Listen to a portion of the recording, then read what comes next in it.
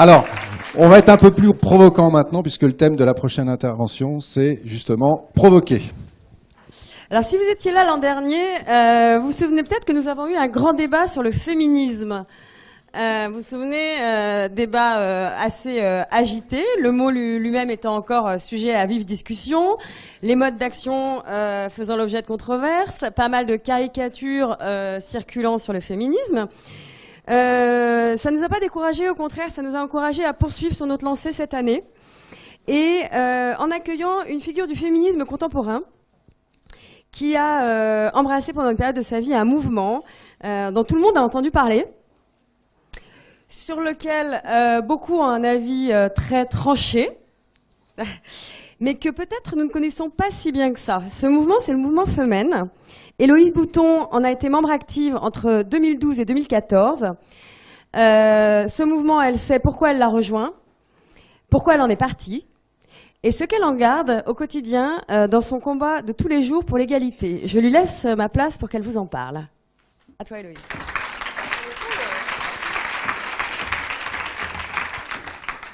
Bonjour à tous, comme je dis, pour faire une contraction de toutes et tous. Donc, comme l'a dit Marie, je m'appelle Héloïse Bouton, je suis journaliste indépendante et militante féministe depuis une dizaine d'années. Comme elle l'a indiqué aussi, j'ai milité notamment dans Femen du printemps 2012 à février 2014. Et bon, j'imagine que tout le monde connaît Femen, parce qu'elles ont été quand même très médiatisées.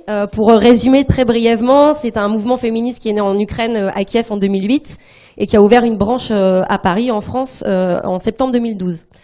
Donc moi, j'ai rejoint ce mouvement un petit peu avant sa création en France. J'ai aidé à le monter avec l'Ukrainienne Ina Shevchenko, et j'en suis partie donc en février 2014. Et aujourd'hui, je vais vous parler d'une action en particulier que j'ai menée avec ce mouvement, qui m'a causé beaucoup de problèmes, et qui continue de m'en poser aujourd'hui. Donc pour vous poser un peu le contexte, c'était une action... Alors oui, j'ai une petite zappette, parce que je vous ai préparé un super PowerPoint, je ne sais pas comment ça marche. Comment je fais? Là?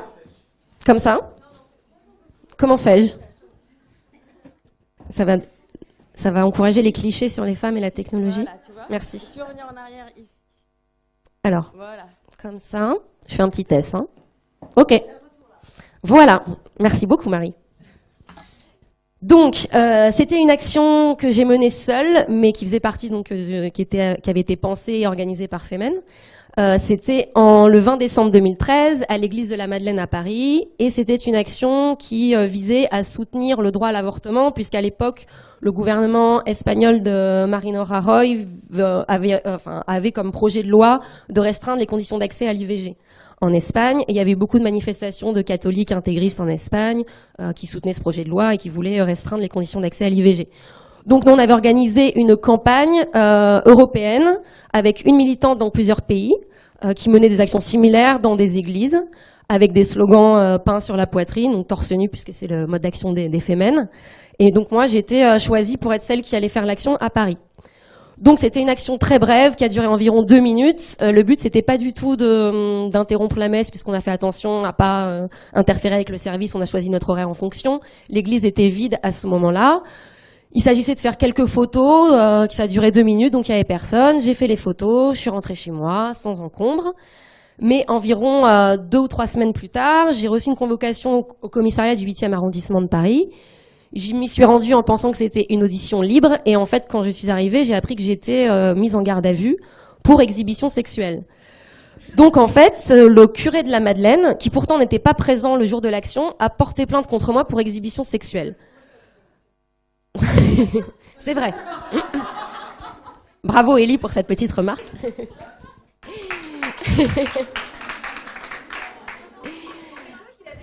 C'est vrai, c'est moi qui ai lancé voilà. C'est moi qui ai ouvert la vanne. Exactement. Pardon?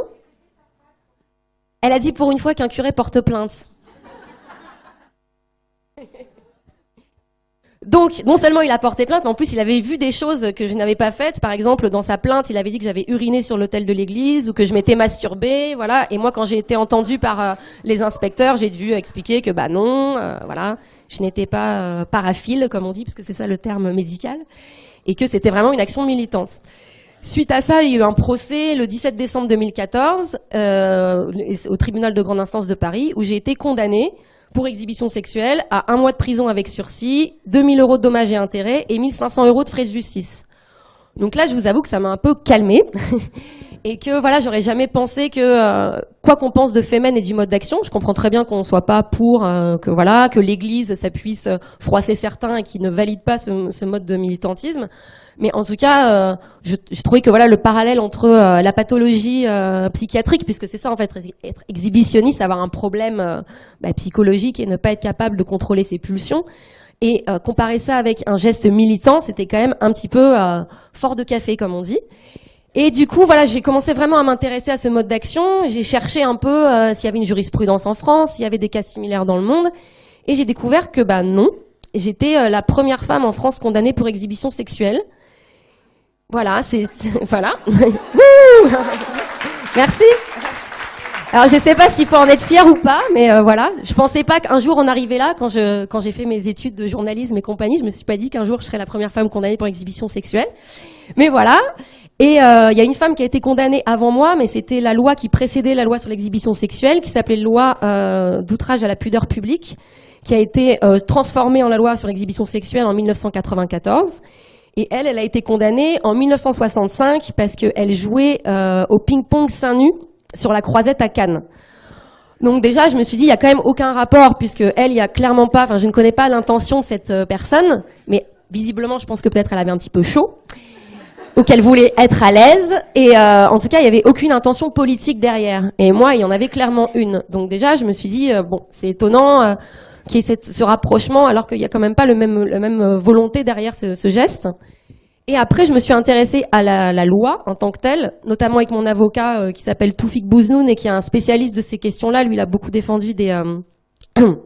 Pardon, excusez-moi, je suis un peu malade. Il a défendu des naturistes ou des artistes qui usent de la nudité, donc il connaît très bien cette loi. Et lui, ce qu'il m'a dit, le problème, c'est qu'elle est floue, en fait. Et ce flou discrimine les femmes. Donc la loi, qu'est-ce qu'elle dit? C'est l'article 222-32 du Code pénal et qui dit en fait que l'exhibition sexuelle imposée à la vue d'autrui dans un lieu accessible au regard du public est punie de 15 000 € d'amende et 1 an d'emprisonnement. Donc on sait ce qu'on risque si on fait une exhibition sexuelle, mais on ne sait pas ce que c'est une exhibition sexuelle. Est-ce que c'est montrer ses organes génitaux? Est-ce que c'est montrer ses seins pour les femmes? Puisque les hommes, eux, aucun homme torse nu dans l'espace public n'a jamais été condamné pour exhibition sexuelle. Par exemple, les Omen, le mouvement issu de la Manif pour tous, qui, à l'instar de Femen, milite torse nu, eux, ils ont été poursuivis et condamnés, mais pour trouble à l'ordre public, jamais pour exhibition sexuelle. Pourtant, ils étaient aussi torse nu dans la rue. Donc voilà, est-ce que les seins des femmes sont un organe sexuel? Pourquoi nos différences biologiques seraient-elles préjudiciables pour les femmes face à la loi? Enfin, ça pose quand même toutes ces questions-là. On ne sait pas du tout ce que ça signifie. Et les hommes qui ont été condamnés pour exhibition sexuelle, il y a toujours une intention de prédation en fait derrière. C'est toujours pour protéger d'éventuelles victimes d'une prédation ou d'une violence. Ce qui n'a quand même aucun rapport, encore une fois, avec moi. Donc tout ça m'a vraiment sonné et en plus m'a un peu fait évoluer sur ma conception aussi de ce mode d'action qui pour moi à la base était plus un moyen comme un autre de véhiculer un message. Voilà, il y en a qui font des manifestations, qui écrivent des tracts ou des tribunes. Bah moi j'avais choisi de militer seins nus et j'ai fait aussi tout ça avant parce que j'étais membre d'autres associations comme Oser le féminisme ou La Barbe par exemple.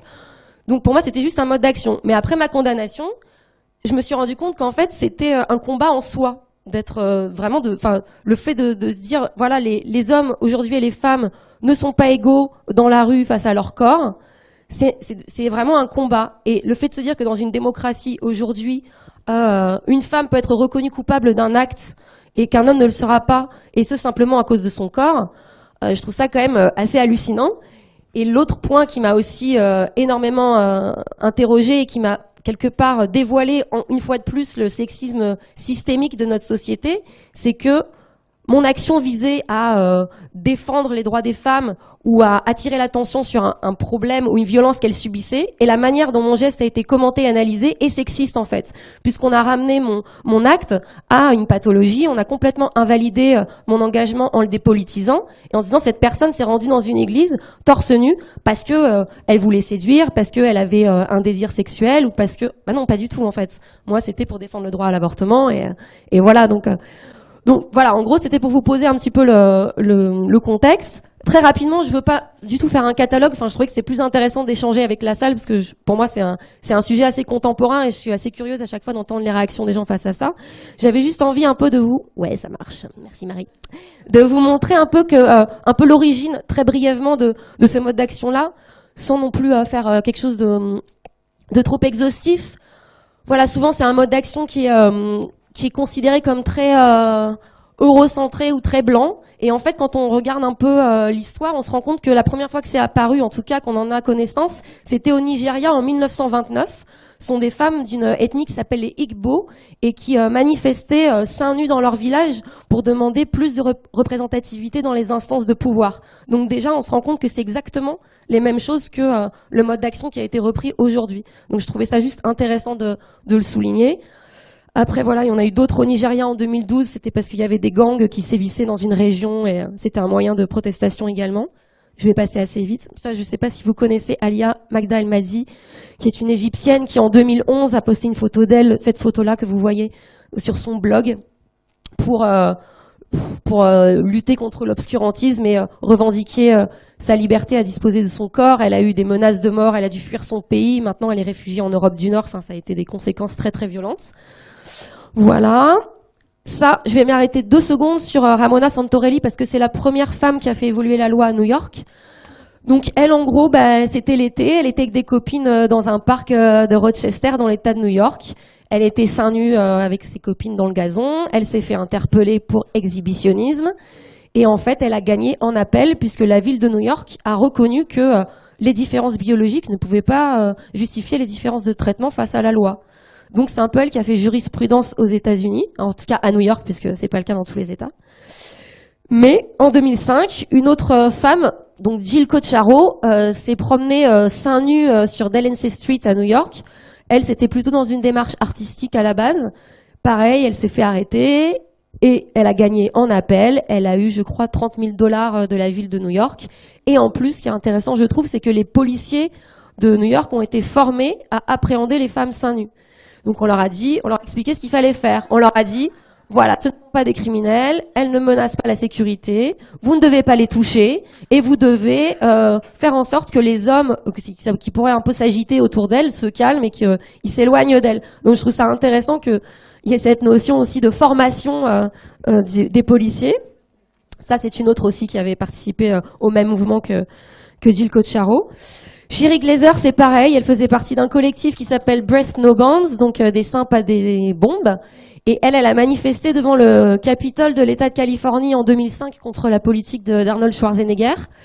Elle s'est fait arrêter pour exhibition sexuelle et elle, 3 ans plus tard, en 2008, l'État de Californie lui a reversé $150 000 et en plus a formé, pareil, le personnel du Capitole de l'État de Californie à respecter la liberté d'expression des militants. C'est le premier amendement aux États-Unis et pour eux, c'est plus important de respecter cette liberté d'expression que de condamner, en fait. Donc là, c'est pareil, il y a eu une espèce de conséquence pédagogique derrière que je trouve assez intéressante. Ça, c'était les l'activiste, c'est parce que ça fait aussi partie de cette volonté de vulgarisation, d'apparition des tétons dans l'espace public, on va dire. Il faut savoir que c'est un mouvement qui est né aux États-Unis, mais qui maintenant, évidemment, a fait des émules un peu partout sur la planète. Sachant que, juste au passage, aux États-Unis, il y a quand même 35 États sur 50 qui interdisent l'allaitement en public. Et que, par exemple, en Louisiane, une femme qui allaite en public, elle encourt $2 500 d'amende et de 3 à 12 mois de prison quand même. Donc voilà, ça reste quand même un combat d'actualité.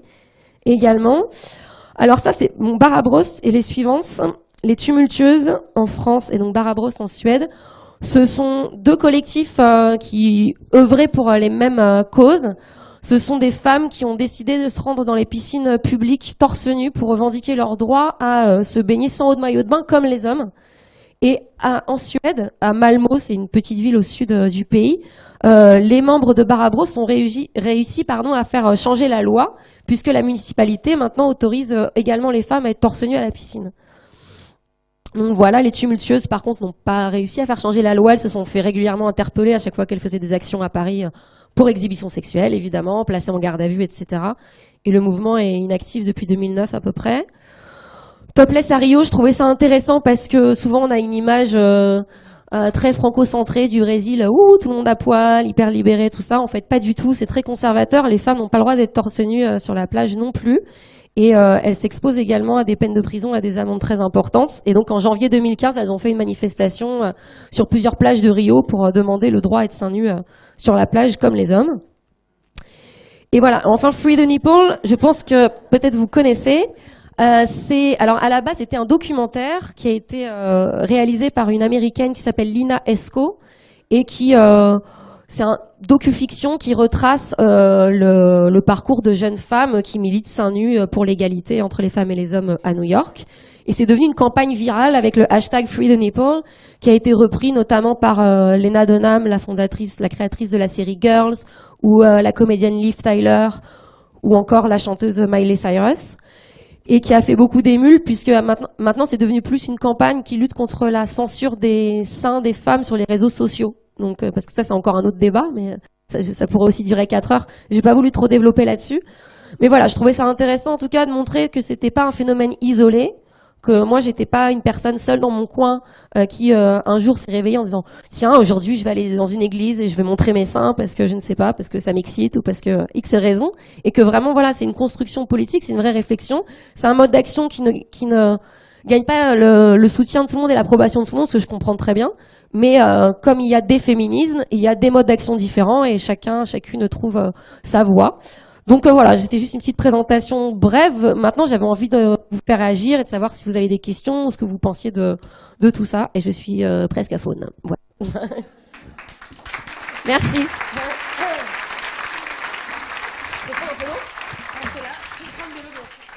On va faire circuler les micros. Est-ce qu'il y a des questions? La première est toujours la plus difficile. Frédéric. Oui. Aujourd'hui, vous avez complètement abandonné le mouvement des Femmes. Oui. Ouais. Voilà. Est-ce que tu peux dire pourquoi? Enfin, cela dit, si vous voulez vraiment savoir pourquoi, le livre est en vente à la librairie des femmes. Tu fais ça très bien, Marie. Non, mais brièvement, oui, bien sûr. En gros, j'étais plus du tout en accord avec plein de choses, plein de prises de position. Je trouvais que la communication était très opaque. Et en interne et avec les médias, ça me posait problème. Et puis je pense qu'il y avait aussi une forme de lassitude, parce que j'ai quand même été très active dans le mouvement pendant 2 ans, et avec beaucoup de violences, de menaces. Enfin, moi j'étais très exposée à tout ça, et ça m'a un peu épuisée. Et aussi, ce que j'expliquais tout à l'heure, ça m'a un peu suicidée professionnellement. C'est-à-dire que moi je suis journaliste freelance, et le temps que j'ai milité, où j'étais identifiée comme membre de Femen, plus personne voulait me faire travailler quand même. Je me suis retrouvée au RSA en 6 mois. C'est un tort, Héloïse travaille très très bien. On travaille régulièrement ensemble, donc Oui, n'hésitez pas à la faire travailler. Elle fait ma pub, elle est très bien, elle est parfaite. Voilà, en gros. Il y a une main là-bas, tout là-bas.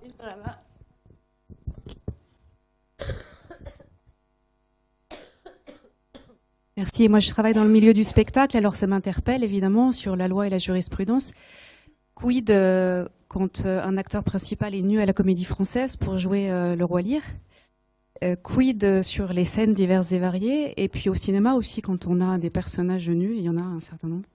Est-ce que vous avez des réponses juridiques? Je me suis jamais moi posé la question parce qu'on n'a jamais eu de souci en scène avec la nudité. Oui, du coup, ça m'interpelle. J'ai une partie de réponse. Pour le cinéma, je pense que c'est des histoires d'interdiction, d'âge, etc. Après, pour les pièces ou le théâtre, ou pour la danse, etc., enfin pour tout ce qui est spectacle, le législateur estime que à partir du moment où on va voir quelque chose, on est consentant, entre guillemets. On sait ce qu'on va voir. Donc c'est pas pareil, on n'impose pas quelque chose à quelqu'un, c'est un lieu où on sait qu'on va voir une fiction, une création, quelque chose d'artistique. Donc quelque part, ouais, c'est une forme de consentement tacite, quoi.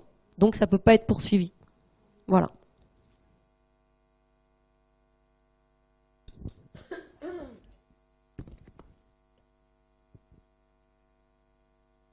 Moi, j'ai une question sur s'il y a eu d'autres actes des fémènes seins nus dans la rue. Est-ce qu'elles ont été aussi condamnées comme vous? Alors, j'ai ouvert la vanne, en fait. C'est-à-dire qu'avant moi, personne n'avait... Parce que moi, j'ai mené aussi avant, je pense, une quinzaine ou une vingtaine d'actions avec Femen. Jamais on a été poursuivi ou condamné pour exhibition sexuelle. Jamais. On a été poursuivi pour, dans une autre action, dans une église à Notre-Dame, pour dégradation. On a été relaxé récemment, mais c'est tout.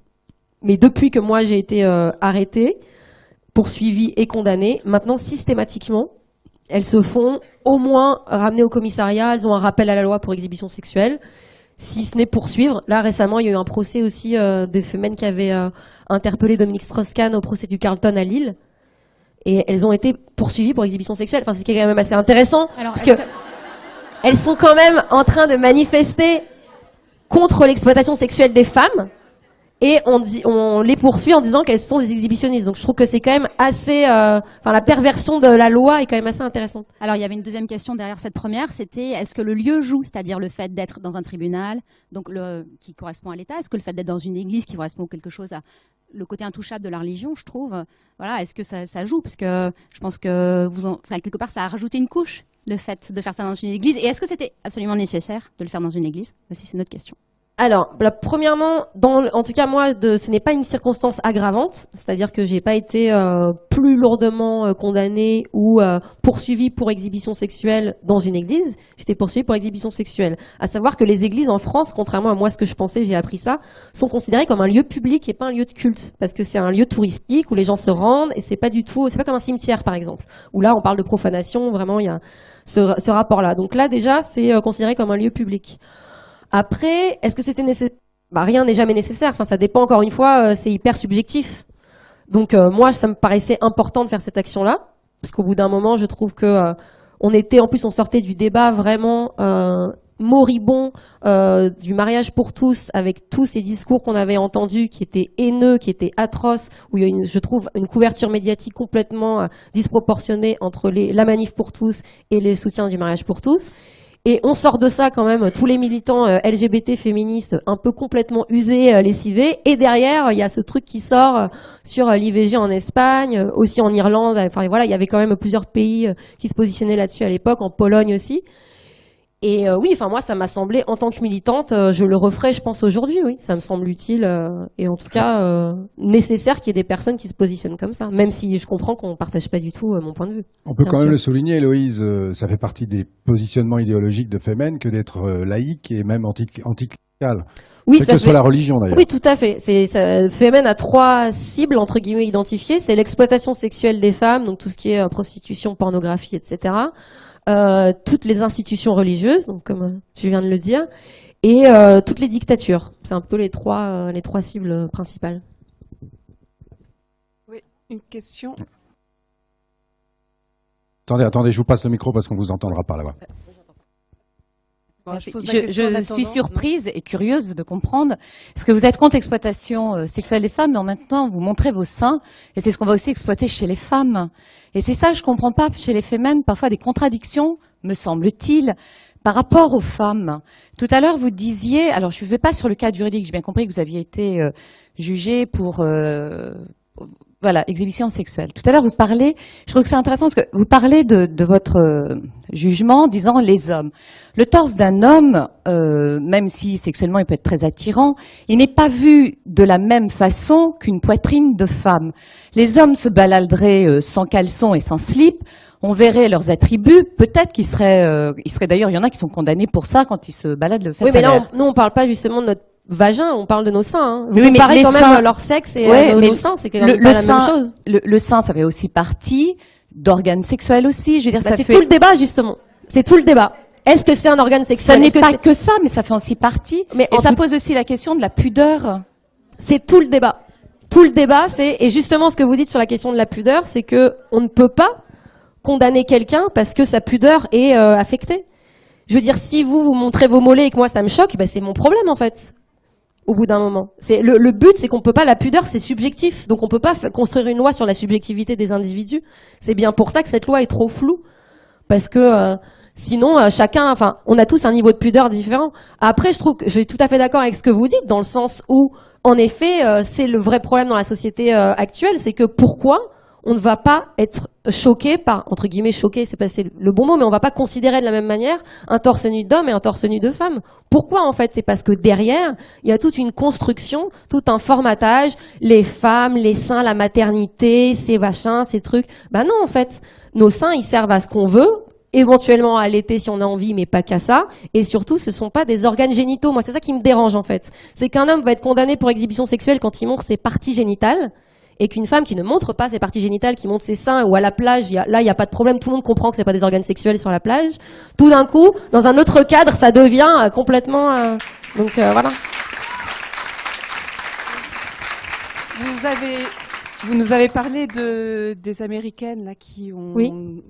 finalement gagné leur procès. Est-ce que vous êtes dans cette démarche aujourd'hui De gagner mon procès, oui, j'espère. De reconnaissance, de militantisme. Est-ce que vous êtes suivi par l'association pour laquelle vous avez manifesté à ce moment-là, donc les Femen, dans cette démarche-là?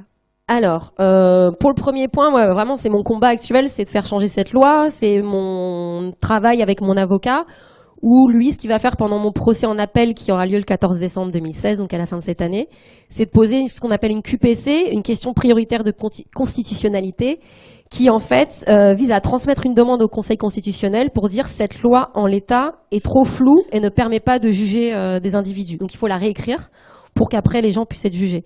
Donc voilà, ça c'est une première étape. Après, moi j'espère vraiment que les choses vont évoluer, mais je me rends compte de plus en plus, je fais une petite digression, mais parce que ce matin j'écoutais le débat sur la féminisation des professions, etc. Ça fait écho aussi à un combat que je mène avec une association qui s'appelle Droits humains pour toutes, où on demande à changer le terme droit de l'homme en droit humain. C'est tout, c'est un tout petit combat en fait. C'est très, très précis. Mais on se heurte à des choses, mais ahurissantes. On nous traite de tous les noms parce qu'on dit juste on veut appeler ça droit humain et pas droit de l'homme.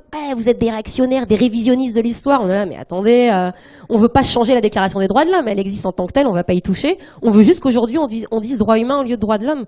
Et là, on se rend compte que c'est pas possible. On se heurte à quelque chose de tellement conservateur.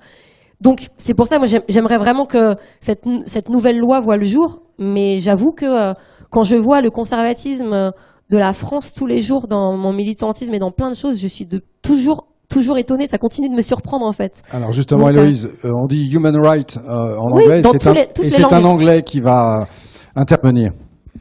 In English or no?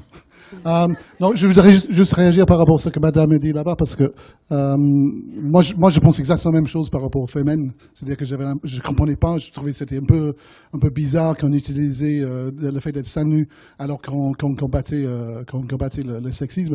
Mais il faut lire le bouquin, parce que vous lisez le bouquin, vous comprenez très bien à quel point l'idée, c'est de rendre le corps de la femme comme un objet non sexuel et de pouvoir faire du militantisme exactement pareil que n'importe quelle autre personne, sans que ce soit vu comme un acte sexuel. Mais vous lisez le bouquin, c'est vraiment intéressant, parce que moi j'ai changé d'avis sur le sujet, et je disais à Louise tout à l'heure, je pense qu'on a tendance à regarder des choses sans les analyser dans la profondeur, et quand on analyse dans la profondeur, on comprend. Mais on reste trop sur la surface des choses, on reste sur le superficiel, sur le corps, mais après quand on réalise, en fin de compte, je pense que c'est presque la dernière frontière de combat de féminisme. Non, mais c'est intéressant parce que je pense que justement dans ce que vous dites, il y a eu plein de campagnes aussi, je pense par exemple la PETA qui déshabille régulièrement ses égéries. Là, tout le monde trouve ça génial, quoi, quand même. Ah, mais Pamela Anderson, génial, elle soutient les animaux, elle est contre la fourrure, Zaya, c'est trop bien, ok. Enfin, tout le monde trouve ça chouette, mais quand une femme elle-même décide de se dévêtir pour faire passer un message qu'elle a choisi elle, là, c'est plus pareil. Je trouve que c'est ça la différence, enfin, parce que j'ai pas répondu à votre deuxième partie de question tout à l'heure, mais vous disiez que sur le côté objectivation de la femme, alors qu'on défend justement les droits des femmes. Voilà. Enfin, pour moi, c'est la différence, c'est que on se met nu parce qu'on choisit de se mettre nu et pas pour faire plaisir aux hommes ou pas dans un but de séduction. Parce qu'en général, les femmes qu'on voit nues, c'est ça. C'est les hommes ou le patriarcat entre guillemets qui les a déshabillées à des fins commerciales ou pour se faire plaisir. Qui ont été vos alliés dans votre procès? Est-ce que vous avez eu des bonnes et des mauvaises surprises? J'ai eu beaucoup de soutien. Vraiment, j'ai eu beaucoup de soutien spontané. J'ai eu énormément d'associations, pas que féministes, même des individus qui se sentaient touchés par rapport à la liberté d'expression, à tout ça, qui m'ont apporté spontanément leur soutien. Donc j'avais publié une tribune dans Libération peu de temps après ma condamnation fin 2014 et qui a été signée par plein de par des Virginie Despentes, Eva Darlan, enfin voilà, par des gens tout à fait respectables et que je respecte aussi beaucoup et qui m'ont un peu spontanément contacté pour me dire qu'ils étaient touchés par ça. Donc ça m'a fait beaucoup de bien. Après, non, j'ai eu, comme d'habitude, j'ai envie de dire, tous les trolls d'internet, les fachos, voilà, les misogynes, enfin voilà, parce que c'est ça quand même aujourd'hui, être féministe, être active en ligne, c'est se prendre quand même des injures, des violences, du cybersexisme à l'appel tous les jours. Et vous êtes une des cibles favorites d'Alain Soral, par exemple. Oui, voilà, Alain Soral, donc, qui a dit que j'étais escort girl, il a posté des photos de moi qui ont fait le tour de la fachosphère. Donc ça, j'ai eu carrément des militants d'extrême droite qui sonnaient chez moi la nuit, à mon interphone, qui me disaient c'est combien la pipe, voilà. Ouh, humour FN, voilà, lol. Et donc voilà, ça a été quand même assez compliqué à ce moment-là. Après, le truc pendant les procès, c'est que eux, ils viennent tous. On peut être sûr qu'à chaque fois qu'il y a un procès féministe, dans l'audience, il va y avoir tous les antiféministes qui, eux, se mobilisent, alors que les féministes, souvent, elles vont pas se dire on pose un jour de congé ou machin, on vient au procès. Mais j'ai eu un procès comme ça où il y avait tout Civitas, en fait, mouvement catholique intégriste, qui était dans l'audience, et carrément la juge, à un moment, les a presque fait évacuer tellement ils réagissaient à tout ce qu'on disait et tout. Enfin, c'était... Donc ça peut être assez... quand on reste longtemps dans une salle d'audience, à des moments, c'est assez éprouvant. Mais voilà. Il y a une autre question. Oui, alors moi, c'était une réflexion par rapport à tout ce qui a été dit.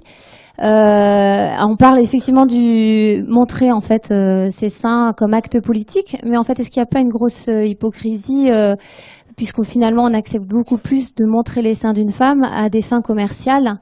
Et pour le coup, là, on n'est pas du tout consentant. On se balade avec son petit garçon et on voit des 4x3. Ça lui forge une certaine image de la femme. Et là, par contre, ça choque personne, en fait. Donc, tout à fait, je suis absolument d'accord. Enfin, ça fait partie du combat de dire... pour moi, c'est bien le symptôme d'une société sexiste. C'est quand une femme est objet, personne ne s'offusque. J'y pensais encore ce matin en prenant mon train à Paris. Je vais à la gare vélo, je vois un kiosque avec ce que vous dites, des 4x3 de magazines porno. Où là, on se dit quand même, et moi, en tant qu'individu, ça me choque pas forcément. Je me dis, je m'en fous en fait. Mais forcément, vu ma situation, je me sens concernée par ce genre de choses, donc j'y porte un autre regard. Et je me dis, là, s'il y a des enfants qui voient, on va dire, ah, mais c'est normal, machin. Pardon ? Les marques de luxe. Ah oui, voilà, oui, c'est exactement ça. Donc, et je pense que moi, si j'avais un enfant, je n'ai pas d'enfant, mais si j'en ai un demain, je serais plus choquée qu'il voit ça dans la rue, qu'il voit une femme nue torse nu dans une église. Enfin, faut arrêter quand même. Ou ailleurs d'ailleurs. Alors, on savait que ça réveillerait cet après-midi ce sujet-là. Malheureusement, on va être obligé de bientôt arrêter. Une dernière question. Ah non, je pense que oui. Bonjour, j'enfonce le clou sur ce qui vient d'être dit, effectivement, sur l'hypocrisie, parce qu'on a tous croisé des abribus, malheureusement représentant des femmes, les jambes écartées, le soutien-gorge légèrement dévoilé, etc. Enfin, des choses assez insidieuses auxquelles on s'habitue. Finalement, même d'un point de vue artistique, il y a peu de temps, l'origine du monde de Courbet a été censurée sur Facebook. Alors, si on en arrive même à censurer ces informations-là, ça devient un peu compliqué. Finalement, quelle est la solution ? On peut pas tous devenir féminin parce qu'on n'a pas forcément tout le courage de faire ce que vous faites, etc., de se documenter suffisamment pour comprendre aussi, pour bien envisager les choses dans leur globalité.